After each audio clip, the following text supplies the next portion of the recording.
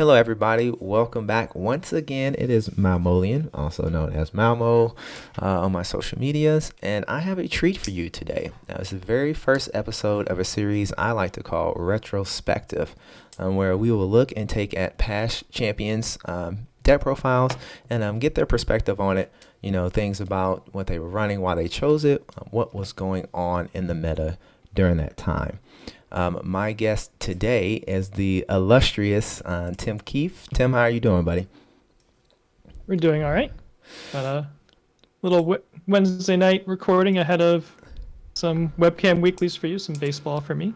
The Yeah, Mets are in the playoffs. We're in there. I was gonna say, yeah, the Mets are in there. Unfortunately, I'm a Cardinals fan. It's Ah, been a little bit rough here in Missouri these past few years. yeah.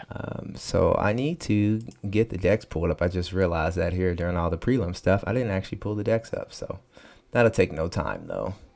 But you Yeah. in 2017, just so I can give everybody a bit of background here, 2017, you won Worlds and officially became Timmy Two Belts, and you did it with this character here, Pharaoh Man.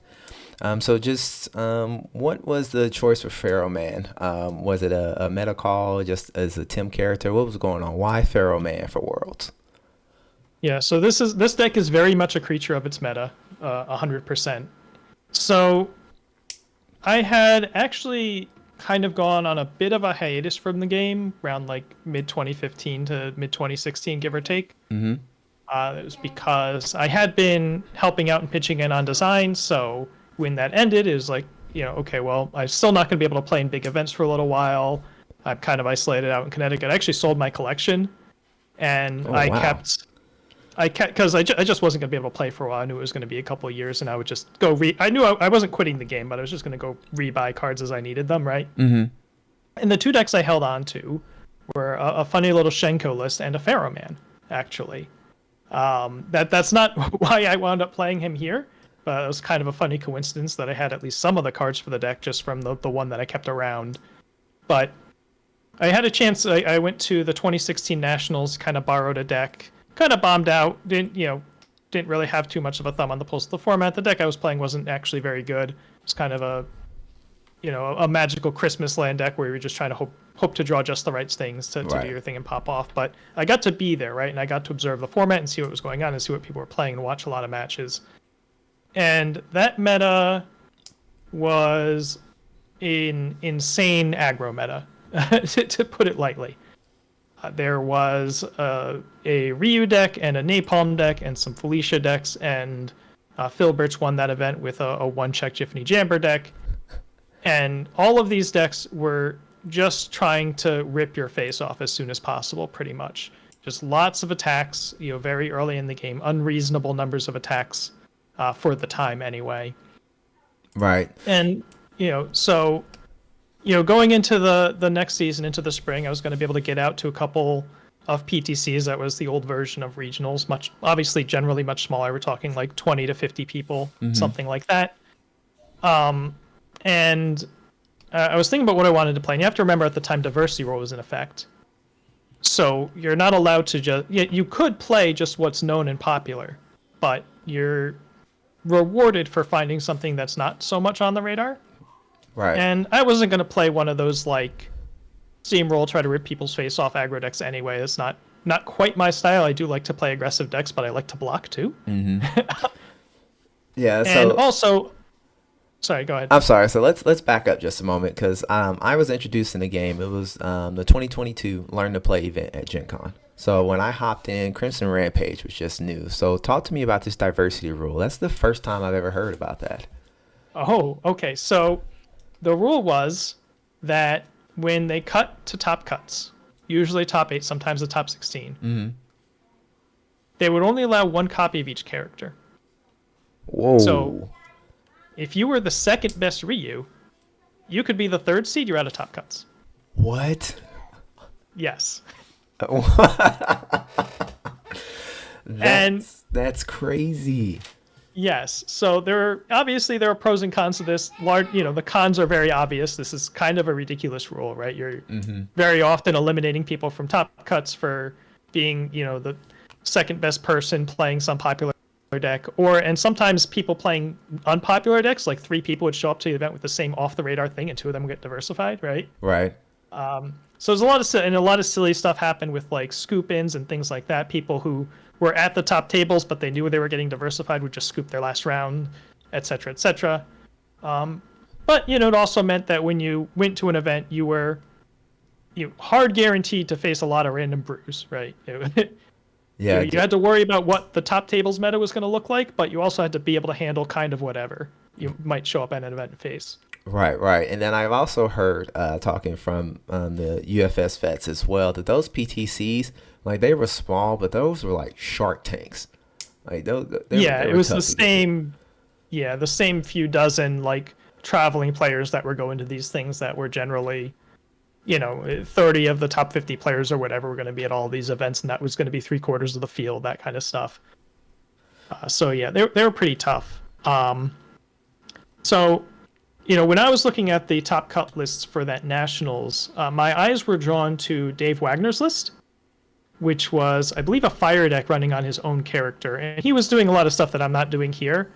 But the basic premise of the deck, and the reason it did well in that event, was it wasn't an all-in aggro machine. It was aggressive, but it blocked enough to try to like buy a turn against all these sellout decks and then kill them. Right? Buy yourself a turn, kill them on 3. That kind of pattern. Right. And I figured that's probably what we wanted to be doing in this format. And now, mind you, a bunch of stuff had gotten banned out of it. Right? The Napalm Man was dealt with. I think the Felicia mostly stuck around. Some of the one-check stuff was dealt with. But it was still like the overall vibe of there were still ways to do it. You could still do stuff with Tomahawk Man. There was a Zoe that was released that didn't get banned until after this Worlds that was doing that kind of stuff. Just 30 attacks, 30 foundations. We're just going to keep playing orange cards, that kind of thing. Mm-hmm. All right. So I guess before we go any further, I just back up and look at Pharaoh Man here a little bit. I got him on the screen here. Yeah. So Pharaoh Man was a fire life in order. Symbol character, 7 health, 19, or 7 hand size, 19 health. That says check, is static, just checks your opponent makes during attacks, get -1. Then had a enhance, your opponent makes a check against a difficulty of 5. If it fails, this attack gets +2 damage. So with Pharaoh Man, was he kind of off kilter, or was he one of those like monsters of the meta? Or he was fairly off the radar. Like, he was one of those characters where people look at him and be like, yeah, he's all right, right? He could be pretty good, but like, I've already had a result with Dave Wagner, right? Mm-hmm. So I'm just going to keep playing Dave Wagner because nobody's going to challenge Dave Wagner on diversity on his own character. That's an insane thing to do, right? So, some people would like lock into decks like that. And so, like, actually, Phil Birch wound up running Pharaoh Man at that Worlds against me. It wasn't planned, right? We didn't know what each other were running. We both happened to run Pharaoh Man, right? As it turned out, because I believe Jiffany Jammer got banned after that, and that's where he went with a style of deck that was similar to his Jiffany deck, as much as he could make it. Mine was a little different from that. But so he was around. Like, people felt like he was a pretty good character, but he didn't really have, there was no like named player who was clearly playing this deck, right? Right. And, for my purposes, he was kind of like the best character to play an aggressive life symbol list with. And I wanted to do that so I could have access to mainly Revoke Templar. He was a life fire character, so he got to activate the extra stun on Sturmwaff.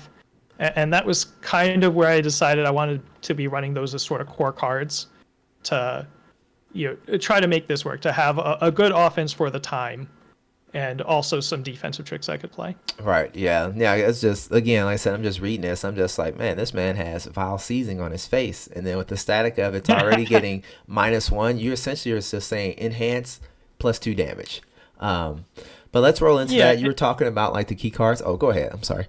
Yeah. So it's +2 damage unless you stun one.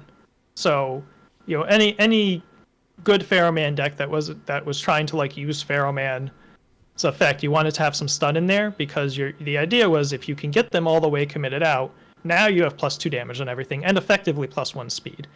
And at the time, something like a 7-hander that gives a speed and 2 damage on everything was, kind of a taboo, right? There was a 7-hander that put 2 damage on everything that got banned for the transgression. Mm-hmm. I know now we have like Dobby 2 and whatever, and people just, that's just kind of a thing, but like back then, the way card economies worked, seven-handers had more of an edge over six-handers because there was less card draw around.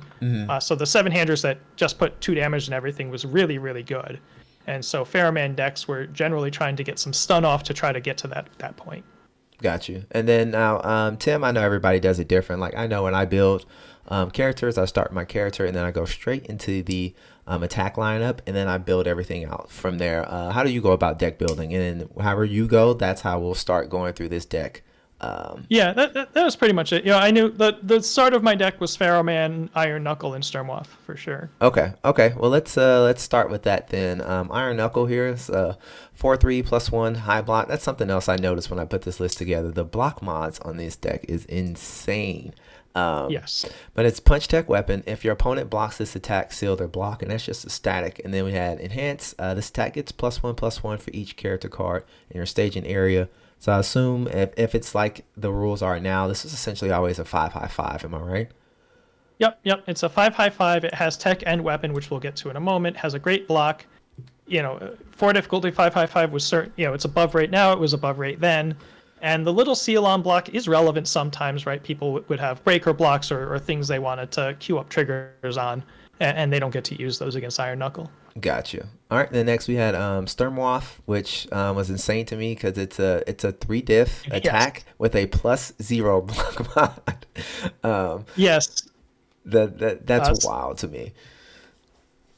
Yeah, this card was banned after this event. Gotcha. I in large part got this card banned.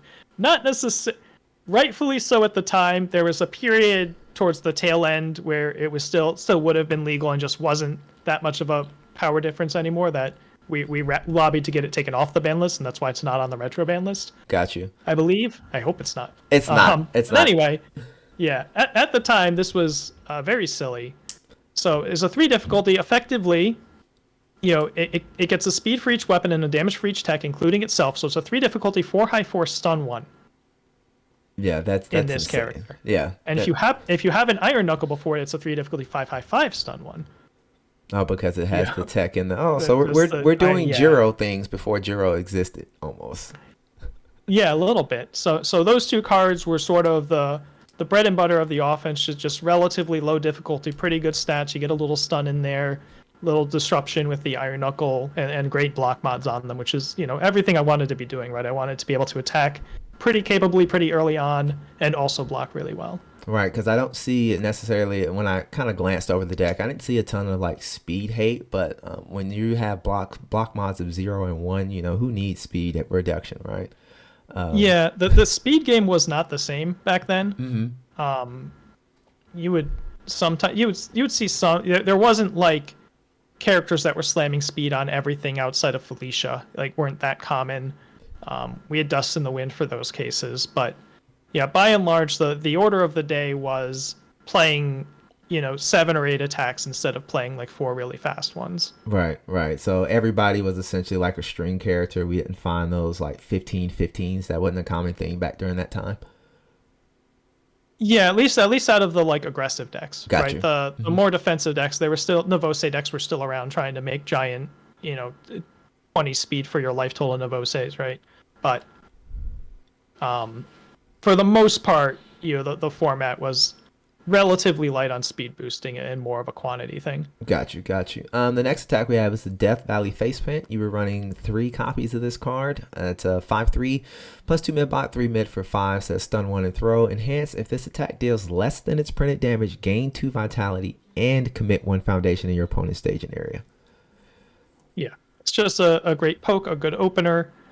Has the stun 1, which is what this deck wants to be doing. If you get the Pharaoh Man trigger on it, now it's 7 damage. So if they block it, it's going to deal 4 and trigger its enhance. Little bit of health gain. It was called Vitality back then, and you get the snipe on it too. So just a good generic card to put in this deck that wants to be doing some stunning. Does have like one good use for momentum that we'll get to shortly, and just kind of just better than any other option I felt I could put in that slot. That's going to be a number of these things. Right, yeah, this kind of feels like my, just off a rip, this is like Grasping Tape Toss for me as I was introducing in. Yeah. Kind of like if it wasn't blocked, but this is if it deal damage and it's a throw. I would have loved if Grasping the Tape Toss had that, but maybe this is a card that they learned from that.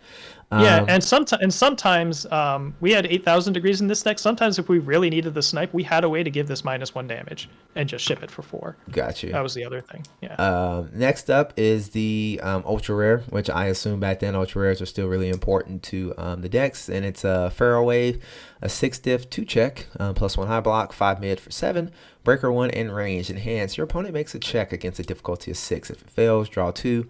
Enhance. Discard a momentum. This attack gets +2/+2. Your opponent's next check, this enhanced step gets -2. Yeah. This was and +1 high block breaker 1, notably. Yeah. In terms of helping with all these long string decks.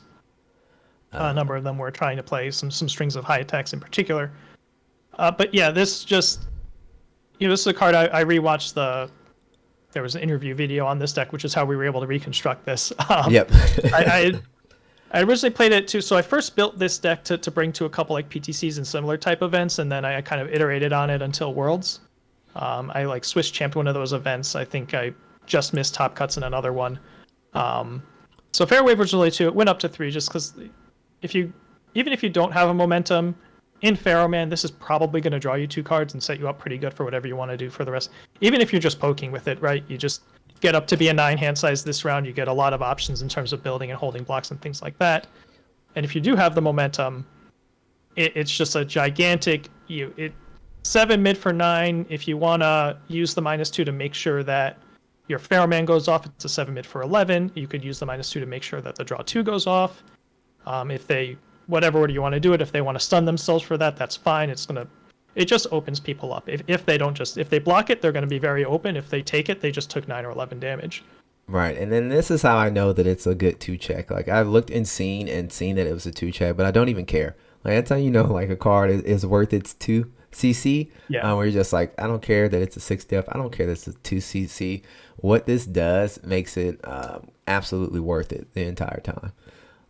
Yeah, very much a Pharaoh Man special. I don't think too many non-Pharaoh Mans were playing this, but when you have the -1 on that 6 check, so they're checking like at best a 4, they very often let you draw the cards. It's Pharaoh Man gives it effectively the extra speed because he's hacking their block by 1, and then the momentum just adding all of it and just feeds into his game plan. Right, nice. And then I don't want to gloss over the fact I do want to give Tamron Cardwell a shout out. I will give you your flowers, sir, because if you didn't sit down and do this deck profile, this video would not be happening right now. So kudos to you, sir. Dagger Strike, another 3 diff attack with another +1 block mod. 2 low 4 stun 1 weapon. Your next attack gets -2 difficulty. Felt like this was kind of just a flow card. Yeah, we put it in there. I think we wanted low blocks. We're looking for ways to have low blocks. This is, more stun. Another weapon for a Stormwaft count can make a Stormwaft or an Iron Knuckle a little less difficult. We're trying to play long strings to close out games. I believe this is the only low zone mix-up in the deck. It's the only low attack that our opponent might have to deal with. So, again, we checked some boxes. We didn't have... I'd say the attack quality at this time wasn't quite what it is now. But even right now, this card would be quite good, right? If you got a 2 low 4 that can give the right keyword -2 difficulty with a stun 1 on it. Oh yeah, for sure. I'm just trying to search my brain now. Think about what tech attacks. I think. I know you play it late, but it's a great dunk. Patchwork Baby, I think, is a tech attack. So it is. You can make tech work. Yeah, I don't know about. Yeah. I don't know about specifically tech here, but if it was the keyword that was on the 2 attacks that started your attack lineup. Right. Yeah. Right. In this case, Iron Knuckle and Stormwaft. Soul Trap, another 2x. Yeah. Tell me about this card. I was probably one of the only people main decking this card ever. But yeah, so like I said, you want to be able to deal with whatever you might run into, and yeah, I knew for all that this meta was just a bunch of people slamming a bunch of attacks. A lot of those decks still had like some kind of reversal in them somewhere. And of course, the decks that were trying to play defense, the Navose decks, were certainly playing reversals. Navose, by definition, is trying to bait you into a long string and then play a gigantic Navose to kill you on a reversal. So I just wanted to have this built-in way, just right there in the main deck. I have a couple copies of this, and you get to negate a reversal for free just by having it in your hand. They they do all this stuff to set up to do their big reversal. They don't know you have it. It's a hand trap. Mm-hmm. And then you just put it down, the reversal's canceled, and you get a free attack. And it has stun. Yeah, and that's what I was going to say, too. Yeah, it just seemed fine to 4 mid 4. That if you need it in a pinch for it to be in an attack string, it does its job as well, too. And then we've got our only singleton of the attack lineup, Curse Splat, which I think is just a hilarious name for a card. What was up with this one? Yeah, this is a Halloween promo. We're just dunking someone with a pumpkin. This is just a little bit of like get a low block in the deck, have, if you check one, these start thinking, well, there are reversals in here somewhere, can help with the string. Not really a card I was ever the hugest fan of, but it kind of just checks some boxes, has the weapon keyword. I have another high zone for my mostly high spammy lineup. Yeah, I feel like that's every deck in UVS. There's always like a couple of cards that are just like, I wanted the block zone, or I wanted the block mod, like more than anything. That was that.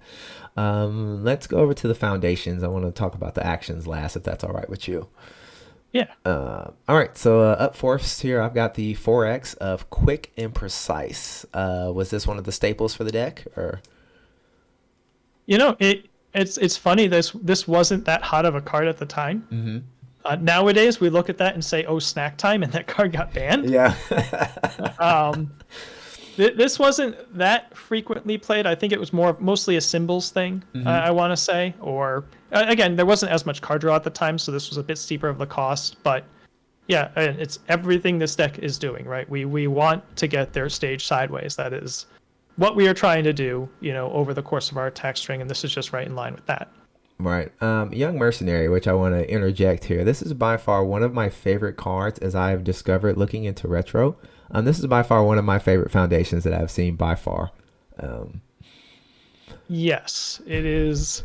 This is the card where the set this was in rotated after this event, and in addition to Sturmoff being banned, that was the death knell for the deck. Mm-hmm. This is actually a very key card for winning, not really the early game aggro fest, but when I did face like a mid-range or control type deck, mm-hmm.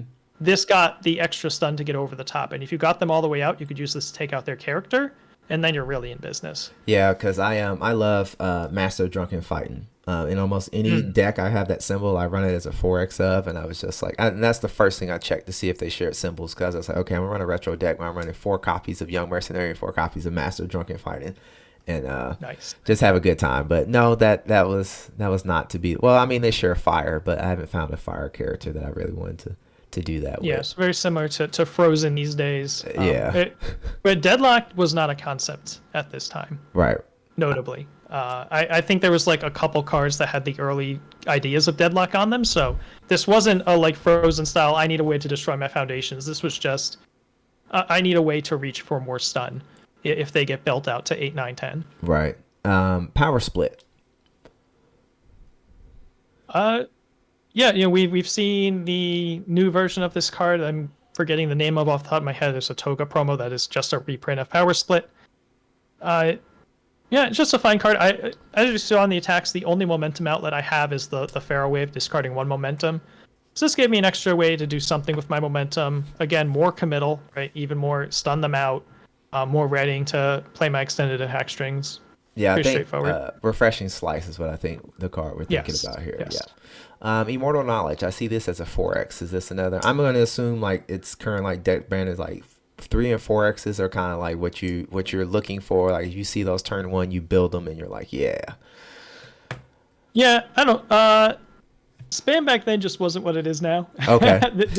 This card was just considered a staple at the time, just because a little free damage tweaking was better than you were otherwise going to get on your spam foundations. Gotcha. That's kind of all there is to it. Got you on those once per turns. And now you mentioned this card by name when we were going through the attack lineup. At 8,000 degrees. What's up with this one? Yeah, it's just a very nifty little card. It is functionally, right, if everything is going right, it is +2 or -2 damage on your enhanced commit on a 1 diff, which is good. Mm-hmm. We can't really afford to commit 2 foundations for that kind of thing very often, so that's why it's a 3x. But right. Yeah, on your attack string, it's a little more reach to get there, right? 2 more damage out of just committing a spam, which, I mean, we're playing 4x Immortal Knowledge to get like damage up down on a spam here, right? So this is a stronger version for a commit. Obviously, some conditions on attacks hitting and that sort of thing, but it also synergizes with Death Valley Faceplant, as mentioned before. Got you. Portal Barrier. I was surprised to see this card. Man, I never thought very much of this card. But, long string meta, right? If someone's trying to kill you with 7 attacks and you can shave 1 damage off of 3 or 4 of them, that's pretty useful, right? If it's going to take them 5 attacks to kill you and you can hit that 5 trigger enough times, then it's going to take them a 6th attack. Right. So kind of handy. I said on Tam's video, because I was trying to remember why I played this card. I'm like, yeah, I don't know how many cards, if I'm supposed to be playing this card or not. Sometimes it just does absolutely nothing, and sometimes it feels like it wins you the game. So right, which is weird when you got a 1/4 a 4-check card, and you're just like, this card is kind of whatever. That's another card you mentioned by name. Dust in the Wind. What was the combo with this one? So it's not a combo with anything in the deck. It's just this is your protection against people slamming 1 billion speed on things. Gotcha. All right. If someone gives something +5 speed, Dust in the Wind says no, it gets -10 speed. Gotcha. For a commit. So, oh yeah, it does says response commit. I'm assuming I just checked to make sure everything was good to go, but just in case everybody can't see this, it's response commit. After your opponent attack receives a speed bonus, it gets -X speed. X equals double that speed bonus. That's insane. That's a really good card. Yeah, it is. Yeah, it is very often a commit for -4 speed, and if you actually the more you need speed hate, the better this card is. So yeah, this was pretty staple. Yeah. UVS, reprint this, please. Reprint this. Possibly, yeah. It wouldn't be the worst one. Right. Caught red-handed. I've seen this card quite a bit. Yes. Is this another that was just staple on certain symbols, or format staple? Just flips to negate anything that would draw out cards to the hand. There were not a bazillion ways to draw cards at the time. So if you could negate the one thing they're doing to get 1 or 2 extra cards, that was a little more impactful. Got you. So can't escape me with the flip cost. Yes. Instead of destroy. That's nice. Yes. The reason Can't Escape Me blows up is probably exactly because Caught Red-Handed was such a staple, so they didn't want to go there again, right? Right. This should be a little more costly this time. Right. Scorned Beauty. I've seen this as a few times, but I never see it more as a 2X. In most it's 2 main, 1 board. Blows up to negate a keyword. So all the keywords you can think of now, but also reversal and also multiple. Right, there were a number of decks where your win condition would be to pop off a big multiple, and if you have Scorn Beauty in the way of that, now they have to deal with that first before they're allowed to win. Right. One of the popular decks at the time was Snake Man, which was a big multiple reliant deck. He was just going to play 3 low attacks the honest way, and then play a multiple 3, and now you're dealing with 7 low attacks. Right. So this was Team Dr. Ichigai, except as a gray card. Yeah, it's really the opposite, and it gets exactly keyword abilities instead of non-keyword abilities. Oh, that's true. Yeah. I see this card everywhere. One, I love the artwork on this card. I think it is great, but the name of it's fantastic too. The Hunt for Spiders and Dragons.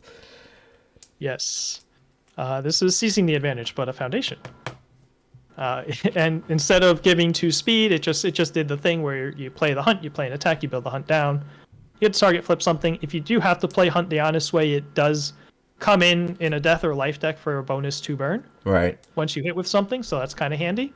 But this is, plan A for dealing with a problem foundation. There was not any way to cancel a flip at the time. Mm-hmm. The way we have some anti-flips now, I believe those just didn't exist at this time, unless I'm forgetting one. So this was a very reliable way to deal with something. This card was printed kind of transparently to make sure there was a way in the format to deal with Ever Hopeful. Got you. And what was a card you might have heard of? So because part of the story of Ever Hopeful being a problem card was there just weren't any ways to deal with a foundation in the meta at the time. So this came in as kind of a promo shoved into the format to give a piece of foundation hate that would be effective against those decks. Right. No, and as a 3 diff, like I said, I think it warranted, especially if that was the only answer at the time. I think you just kind of had to run it if you had it on its symbols. Yeah, and obviously it helps with any sort of aggressive play line, right? You play the 3, you play a 4, if you check a 5, you just got a bonus foundation out of nowhere on top of your flip. Right, all the same things seizing the advantage does. Right. Herald of Germania, is I saying that right? Germana? Yes. One of those. Okay. So, form remove a rival asset. The other ability doesn't matter. It's just there to block mid and take out problem assets. There were my PTC loss was my last round, or one of my last rounds, was losing to Tam's Dr. Wily deck. And that was a deck that really relied on an asset. There were a couple other decks going around that really wanted to stick a particular asset. So having some main deck asset hate with the 2 mid block was a pretty good thing to have access to. All right, so hold on. We got Tam Cardwell, who I believe is a known Dr. Wily hater, was playing him in PTC.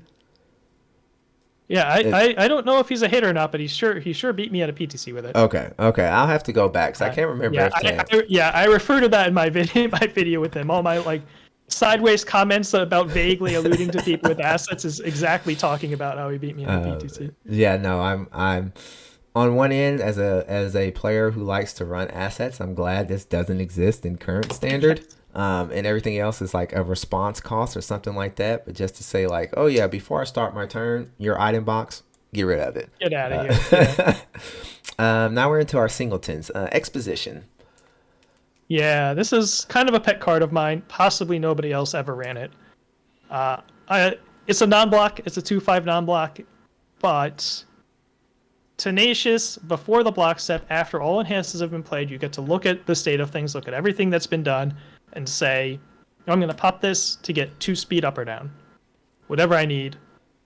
This is a card that reappeared in my 2018 World's Life deck. I like this card so much. Mm-hmm. I believe there's a 1 or 2x in that one too, if memory serves, and it just comes in clutch. It closes out games. It saves games. Never felt brave enough to put like a whole bunch of copies in the deck because, it is a non-block. It is a 2 diff. If you do an attack turn and this thing's still stuck in your hand and you like have to try to build it afterwards, it's kind of ugly, but very, very clutch piece. Yeah, no, I'm always a fan of like the flavor cards is what I call them. Just the singletons that are just like, I love this. Sometimes it comes through for me, and other times it's just like, it's just there. It might wind up being the 5 I need to check on my kill string. Over the top. It's just a spam with a high block. Gotcha. That's it. The old version of number 10 Pro Hero. Gotcha. Much worse, but Right. Survivalist. Which I think was the only unique you were running here, I think. Yeah, 3/5 unique, total bomb foundation. Response commit, after your opponent's attack gets speed or damage bonus, return both of them to printed.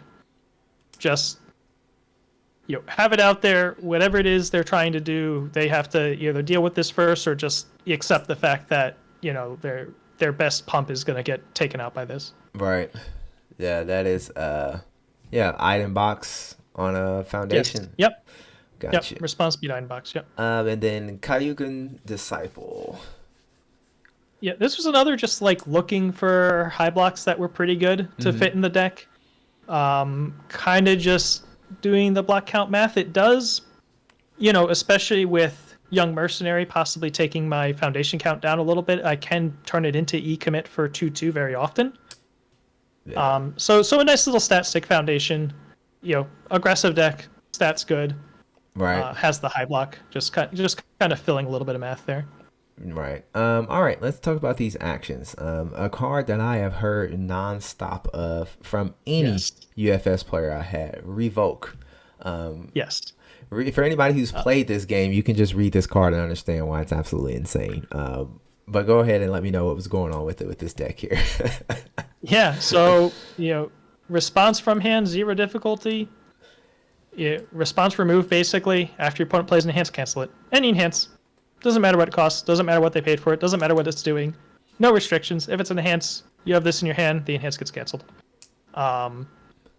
So, you can imagine, all sorts of plays surrounding, they went deep for the attack string and I had the revoke, right? Right. Or they had this enhance to save their life, but I revoked it. Right. And if you're worried about like, but it's an action card, it just has to sit in your hand. Well, you can first form play it and it's basically a foundation.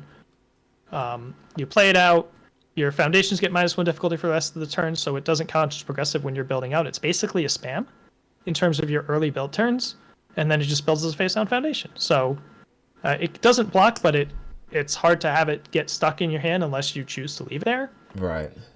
Um, And was the first form just played often? yes, Okay. yes. Okay. All So. right, any turn one, right? Any turn one build. Mm-hmm. Going first, you just revoke and then play foundations. Certainly, it's 4x in here because opponents where they didn't have enhances worth negating for free out of your hand is just weren't a thing. There was always something that was Right. worth hitting with a revoke. Right. No. And here I am. I was sad about when Ready Get Set Go got banned, and I'm just like, this is kind of like a similar sideways, but like the first form is just like, oh, it's an action card. No, it's a foundation. I built 6 Yep. turn 1 pass. This Yes. is a Sam Tate special who always goes on and on about wanting this card reprinted. What was Templar? I mean, it has the breaker 1. It's a 3/5 +1 mid action with the breaker 1. What was it doing in the Pharaoh Man deck for you? Just helping with that, buy some time, defend a bit. It's very often going to be a partial block, right? So the gain two is kind of making it closer to a full block. You draw a couple more cards to block with. We want to be chain blocking. We have a lot of good block mods, so hopefully whatever we draw will also have good blocks for us to use. Only 2x because this is one that can get stuck in your hand. Mm-hmm. The other response is theoretically live because I have Iron Knuckles that are technically punches that might land, but it never actually gets used. Right. It's too much work for what it's doing. Gotcha. So this is a card that literally it's basically a character block, just with you draw extra cards attached, and pretty good, for most of its lifetime. Again, not a lot of like spam speed boosting going on. A lot of I'm gonna try to play a million moves, and Templar is very good if they're just trying to play a million moves. Yeah, and that's how Rejuice Smash, because that's of course when I first heard of Templar, because Yes. that response is just ripped from this card.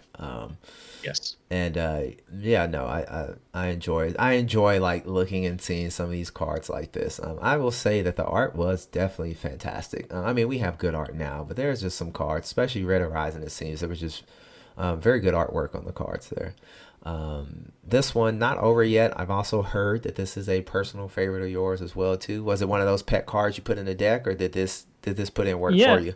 Oh, it put in work too. Yeah, I mean, we've seen the futures now. This is the precursor to it. That is, as you can see, stronger than the futures now because it's 2-diff. Right. And it has another ability that gets used once in a blue boon. But yeah, surprise! My 5th attack is actually a Pharaoh Wave +2/+2, right? Like. Usually this to queue up an end of string face plant when you just need to do a few more damage. And because it's a 1x, right? If you haven't checked it yet, if they haven't seen it yet, then it just comes out of nowhere, right? There was no viewing of deck lists before Top Cuts for sure, right? That's a pretty new invention. Right. So sometimes you would get you would ask around and get little scouting reports about what people are doing, that sort of thing. But nobody's gonna talk about not over yet. It's a 1x. They probably didn't see it, Right. And if you check it now, they have to start thinking about it. Do they have to?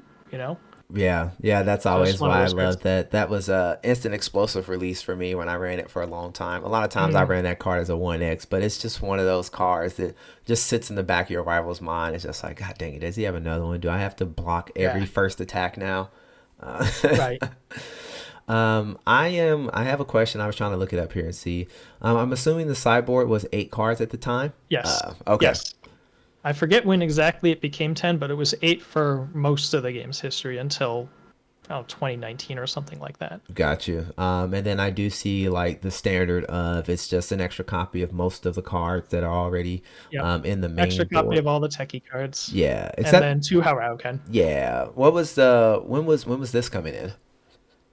So Hauruken has a response after you play it, shorthand.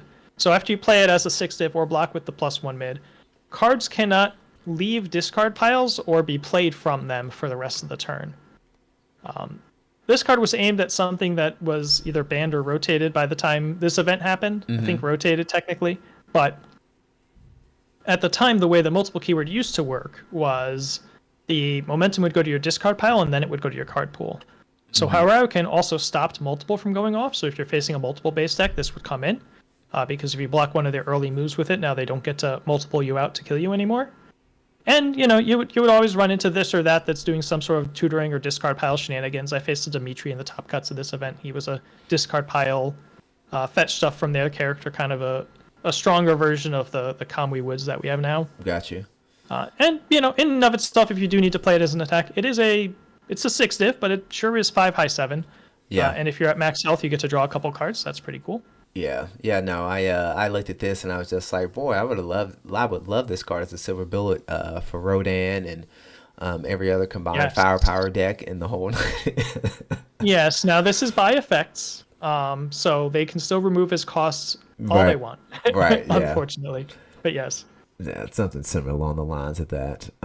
So we have talked about this. This was the deck you faced. I want to say, was it Iori? I always get his name wrong. Yari. Yep. Yari. Yep. Now, was he a strong player piloting a strong deck? What was Turbo Man? Oh yeah. Was it a scary deck? Yes. I think it was my first time ever playing against the Turbo Man also. But yes, so Turbo Man was one of the flavors of really long string deck. One of the ones that had a little more defense than some of the other ones that were floating around. So Turbo Man himself doesn't look like a whole lot. He's a 7 hand size. His first form is both players can build one. He can commit a foundation that he's built this turn for a couple stats. But the main thing, he had an attack called Scorch Wheel that had not been errated yet at the time. And let's see if I can get that pulled up while you're talking. Drew you cards for every card that you've built this turn. And attacks in your card pool didn't count towards progressive to play it. So you would play these attacks that have some little build effects on them, play some foundations that maybe build themselves. Turbo Man builds one. And so you play Scorch Wheel as your third move, fourth move, something like that. You draw 2, 3, 4 cards, and then you try to just keep going. You have stuff that deals with progressive, stuff that clears the pool, etc., etc. And so you just try and play a lot of attacks using Scorch Wheel's card draw to fuel all that. So that was a pretty scary deck. I wound up getting the jump on him, and I think the first game I played 2 Sturmwafts to start the game on turn 1 because that was legal. Those landed, so he was at half health basically to start the game. That was pretty good motivation to get that card banned if it wasn't getting banned after that weekend already. Yeah, I was the to World's say the Final least. starts with Sturmwaff. Yeah, I was stunned because when I found the video of the game, I was just like, oh, this is only like 20-30 minutes long. I was just like, oh, that's the entirety of the set. Yeah, the casters had no idea. They were trying to look at one of the cards that Yari had built because I was just doing my turn 1 build, turn right, and then they look back and there's 2 Sturmwaffs. But there were some pretty quick aggressive games. There was some like revoke decision. He definitely had the nerves going on in that match. But he would say so himself. But really good player, had a lot of success at various PTCs up until that point. Still around and about. He was in the Discord talking a little bit today. So looking forward to next time I see Yari. But yeah, on the way to the finals, true to form, that was the first full aggro deck I faced in that Top Cuts. That's usually how it works. Yeah, so the classic, very aggro format. There were certainly plenty of aggro decks everywhere else in the Top Cuts. But my path went through this really funky Kyo deck, which would take a lot to explain, but it looked like it was trying to do one thing and then it was doing some other thing, and that was kind of surprising, and he dunked me in one of the games. And then I faced 2 pretty defensive decks. I faced Dimitri, who has a check 5 cost on his main ability. And Pharaoh Man gives that check -1, so that was awful for him. So that was a pretty fugly matchup. And then I faced Garrett Brett playing one of those Air Wall Nevose decks that he had won the last 2 World Championships with in the semifinals. And, caught him on an awkward draw in the last game, got some stuff done with Soul Traps and the Iron Knuckle effect, and just kind of pulled that one out in the semifinals to get to Yari. Nice. Yeah, no, so... yeah, like I said, it's been a blast looking through these. So we have talked about and covered the full deck profile here on the deck that earns you the Timmy Two Belts nickname. And this was your first world title, right? Yeah. My first card was from a U.S. Nationals, technically, although there wasn't too much of a difference between the two, really, but sometimes you would get people at Worlds that didn't go to Nationals a little bit. I will say, yes, Tim Keefe 2 Dot is what has inspired my Ochako 5 build for giving characters a shot that has twice per turn to get to manipulate their checks, and I was just like, oh, yeah. We'll give it Yeah. a shot. Um, and I see that it was constantly played quite a bit too, in some retro content that I find at multiple PTCs. It seems like Yes. her two dot character card was quite popular in the meta. Yeah, it was the best character to play One with Nature with. Is part of the story there. We all know how good One with Nature is. Yeah. But again, at the time, card draw, just the kit of cards that character got to run off of Earth had access to enough card draw to run One with Nature and facilitate an offense that way. I always like flipped out at people like, guys, why aren't you play? Just don't let them have One with Nature. What are you doing? Right. But I kept winning, so Right. So hold on. So there was a point in time where Earth was the card draw symbol. uh, Earth had a bunch of ways to put foundations into its card pool that didn't have progressive, and an attack that drew cards equal to the number of foundations in your card pool. Got you. So you would go under this string, you would use those non-progressive foundations to trigger Tim 2's check boost, and then you would draw some extra cards and keep the string going with a mix of those check boosts and just the foundations going up and building down, and you draw some extra cards and you'd feed Real One of Natures and get it done that way. Yeah, that was the ignoring progressive was what I was hoping I would find, because the Tekken character Ling Xiaoyu, she can have stuff with many Yes. block mods. And I'm just like, well, how many cards ignore progressive on these symbols? And not a lot, so I'm hoping she gets some more Yeah, support. there's a couple. They're both mid blocks. I just made a list for her last night. Yeah. So Yeah. yeah, all right. But however, as none of these cards are banned in retro that you played with, I had a bit of a homework assignment for you. Considering how Tam and Sean have teamed up, where the last Wednesday of every month in Tam Cardwell's Discord, we play retro for Webcam Wednesday. And I asked to see if there was a way you could put a deck together with the current retro card pool, in order to be able to give Pharaoh Man a run. And I would say that it looks like everything pretty much stayed intact. We do see a couple of changes here. I do see some besieges in the attack lineup. Yeah. So with this, I didn't want to do like, all right, what's the best retro Pharaoh Man we can build? Because the point of this exercise is to build something that's in the spirit of the deck that won Worlds. Yes. So I wanted to keep the core of the deck and the heart and soul of the deck intact. At least like half the cards the same. I wound up, I think 42 or something of the cards stayed the same here. We did touch up to 20 attacks from 19 for a little more modern sensibilities here. Yeah, because we had to hit the minimum 60 card deck now. So Yeah. It was 61 cards before. It was 19 out of 61. We went 20 out of 61 here, just because we've gotten more used to running higher attack ratios. The random curse splat and like one of the face plants comes out for 3 besieges. Most of the actions are the same. Most of the foundation changes is just replacing all the spam. yep. Just about. It's just the release. Like I said, a lot and- of those spams were kind of just okay, and there's been, Orphan Alchemist fooled me twice, or just like Retro Tech calls they negate a bunch of stuff that's relevant in Retro. Release is just a good card. Practical Studies gives us some deadlock and that passive speed. Yeah. Adds to our stun plan. I believe we still have the Quick and Precise is in here because Yeah. I don't know if Snack Time is legal, but Quick and Precise still is. So It here we sure are. is. God dang it. Yeah, and then you just And had some. also, Go ahead.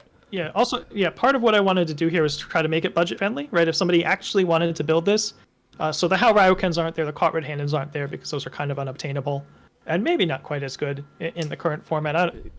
You would probably still want Caught Red-Handed to be present somewhere if you have them, but I'm not going to tell people like, hey, go chase down this card somehow. They're quite hard to find because they're from the shortest printed set that is the most unobtainium Yeah. in the Jasco era. And the so. only reliable ways to get retro cards is Rochester CCG and Red Riot. Outside of that, everything else I've had to go to like TCG Player, and even then there are like so few copies of stuff up in there. Like I have seen one copy of admission fees for sale amongst all 3 of those websites. Yeah, I can see that. Yeah. So, so there's a little bit of it was just increasing the spam count overall. A little bit of it went to getting Urameshi Perseverance in there because I took out the power split. So that's our little backup momentum user. Yeah. Sideboard has a couple electromagnetic stomp as it's a tech stun card, right? Plays into what the deck's doing a little bit. If it lands, it goes to momentum, you come bring it out, helps you string out. You obviously don't have any assets to ready. So you can bring it in if you need to show up your low blocks. If they're not playing reversals, the soul traps need to go out for something. Right. Yeah. Right. That's kind of part of the idea here. Yeah, you might want to take out the soul traps and put stomps in, or like if they're really good at hating throws, you might take out the face plants and put stomps in or whatever. Gotcha. Yeah. No. So yeah, these are good. I'm glad you went with the budget friendly route, because like I said, I'm getting into retro now, and some attacks I look up and I'm just like, oh, I'm not that into it right now. Yeah. The extra 2 slots, because it's 10 cards now, went to Reclaiming What's Ours, which I was a little surprised to see. I'm assuming it wasn't in the original deck just because of a 3 difficulty foundation count thing with all the 2 checks in there. Right. But that's a pet card of mine, so I put it in the sideboard. Very nice, very nice. I'm going to take a quick moment to read this here. First form, remove your opponent reveals their hand and discards 1 action revealed this way. Oh, take that, Yes. Genkai's Guidance. Or revoke, or you Right. know, at the time it was like, all right, let me find out if they have revoke, because if they do, they don't anymore. Yeah. And then response command after you discard 1 or more cards due to opponent's effect, you draw 1 card and gain. Hey, that's recovery time. Yeah. Essentially. Yeah. Card mainly played for the form, right? Obviously, Right. But Yeah, the response is there. The response. Sometimes you face a discard deck and you're like, oh, cool, I have this thing. Got you. Well, Tim, I appreciate you taking a trip down memory lane with me. There is a treasure trove of stuff in retro, and it's not an area content creators have covered a ton of, just because it's so hard to find stuff. But it took me a while just, be able to find the few things that I have now.